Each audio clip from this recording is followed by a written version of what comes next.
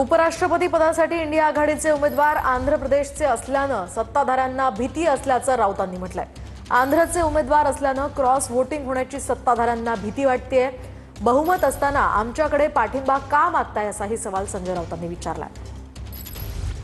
मोदीकडे बहुमत दिसतंय, पण आंध्रचे उमेदवार असल्यामुळे तेलंगणा आणि आंध्रमध्ये एक अस्वस्थता आहे। ज्या पद्धतीने आम्ही प्रतिभाताई पाटील राष्ट्रपती असताना, आम्ही एनडीएमध्ये असताना सुद्धा एक मराठी भूमिकन्या म्हणून प्रतिभाताई पाटलांना हिंदू हृदय सम्राट शिवसेना प्रमुख बाळासाहेब ठाकरे यांनी पाठिंबा दिला होता।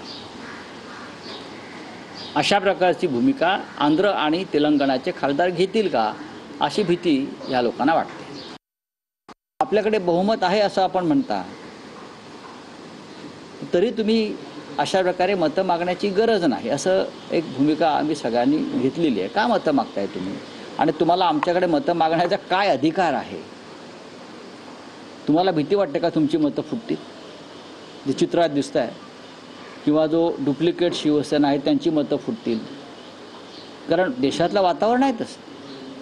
ही निवडणूक उपराष्ट्रपदाची सहज नाही आहे।